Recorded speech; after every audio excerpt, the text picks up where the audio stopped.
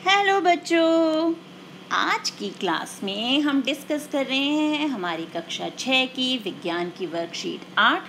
तिथि है 21 अक्टूबर 2020 और आज का हमारा टॉपिक है भोजन के घटक, यानी हमारे भोजन में क्या क्या होता है।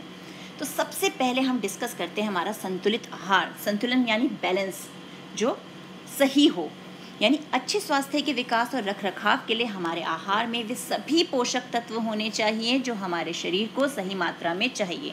यानी हमें पता ही excess of anything is bad, कि अगर हम किसी चीज़ को एक्सेस में खाने लगेंगे तो वो हमारे लिए फ़ायदेमंद नहीं होगी। तो बैलेंस डाइट यानी संतुलित आहार ऐसा आहार है जिसमें हमारे शरीर को जो मात्रा चाहिए जिस पोषक तत्व की, वो उसी मात्रा में हो। एक का बहुत अधिक और दूसरे का बहुत कम नहीं होना चाहिए कि एक पोषक तत्व तो बहुत ज़्यादा हो गया और एक है ही नहीं, तो उससे भी हमें कोई फ़ायदा नहीं होगा। तो वह आहार जिसमें पर्याप्त मात्रा में रुक्षांश और पानी के साथ सभी पोषक तत्व सही मात्रा में होते हैं, संतुलित आहार कहलाता है। तो पोषक तत्व के साथ साथ हमारे रुक्षांश और पानी का होना भी ज़रूरी है, क्योंकि शरीर के जो जैविक प्रक्रम चलते हैं ना, उनमें ये बहुत बड़ी योगदान, अपना बहुत बड़ी भूमिका निभाते हैं। तो अब देखते हैं आगे क्या है।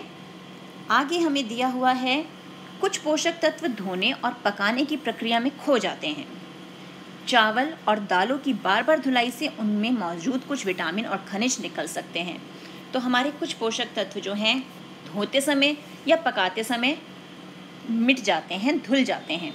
जैसे चावल और दालों को बार बार धोते रहें तो क्या होगा, उनके विटामिन और खनिज खो सकते हैं। फलों और सब्जियों को छीलने के बाद धोने से भी विटामिन और खनिजों को नुकसान पहुंचता है। तो कहा जाता है ना, फलों को खाने से पहले या सब्जियों को काटने से पहले धो, काटने के बाद धोगे तो विटामिन और खनिज तो मिलेंगे नहीं, वो तो धुलने के साथ चले गए। और यदि खाना पकाने के दौरान अतिरिक्त पानी का उपयोग किया जाता है और फेंक दिया जाता है तो कई उपयोगी प्रोटीन और खनिज काफ़ी मात्रा में खो जाते हैं। कि खाना पकाया, हमने पानी एक्स्ट्रा डाल दिया था, फिर वो पानी ज़्यादा लग रहा है तो हमने उसे फेंक दिया, तो क्या हुआ, उसके अंदर जो हमारे प्रोटीन और खनिज थे वो भी उस पानी के साथ ही हमने फेंक दिए। खाना पकाने के दौरान गर्मी से विटामिन सी भी आसानी से नष्ट हो जाता है।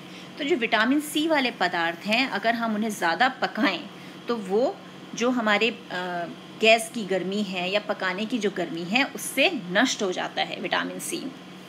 तो ये है कि हमें खाना जो भी बनाना है उसे अच्छे से बनाना है जिसमें उसके विटामिन और खनिज नष्ट ना हो।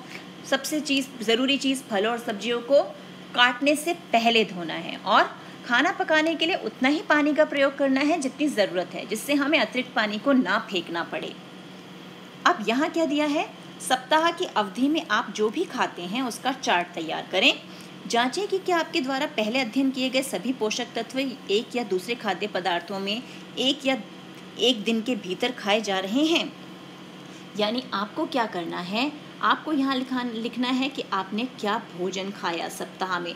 जो भोजन खाया आप उसकी यहाँ पे लिस्ट बना लो, 1, 2, 3, 4, 5, 6, जो आपने खाया। और यहाँ दूसरी जगह हम लिखेंगे कि हमारे पास उसमें हमें कौन कौन से पोषक तत्व मिले। तो जब आप एक ऐसी सारणी बना लेंगे तो आपको पता चल जाएगा कि आप कौन से पोषक तत्व ज़्यादा खा रहे हैं और कौन से पोषक तत्व बहुत कम मात्रा में ले रहे हैं या ले ही नहीं रहे हैं। तो उससे क्या होगा, उससे आपको सहायता मिलेगी अपने लिए एक संतुलित आहार का निर्माण करने में, कि हमें ये संतुलित आहार खाना है। आप उसके लिए एक चार्ट अपना बना सकते हैं। तो आपको इस हफ्ते यही काम करना है, अपने भोजन को सोचो क्या क्या खाया हमने और उसमें हमारे पास क्या क्या पोषक तत्व हमें मिले। अब चलते हैं आगे, आइए देखें कि हमने क्या सीखा। सही कथन के आगे सही का निशान लगाइए। सिर्फ चावल खाने से हम अपने शरीर के पोषण संबंधी आवश्यकताओं को पूरा कर सकते हैं? तो क्या चावल खाने से हमें प्रोटीन, विटामिन्स, मिनरल्स जो हमारे हैं, लवण और कार्बोहाइड्रेट्स, वसा, सब मिल जाएगा? नहीं। तो ये हो गया हमारा गलत। आहार में फलों और कच्ची सब्जियों को शामिल करना चाहिए? बिल्कुल सही, क्योंकि उनसे हमें विटामिन और खनिज लवण मिलते हैं। दूसरा है, खाना पकाने के दौरान कौन सा विटामिन ऊष्मा से आसानी से नष्ट हो जाता है? अभी मैंने बताया था, हमारा विटामिन सी। तो यहाँ उत्तर क्या आ गया, विटामिन सी।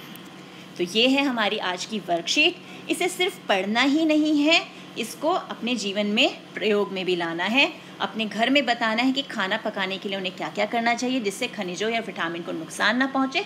और सबसे ज़रूरी बात, आपको अपने लिए संतुलित आहार का एक चार्ट तैयार करना है।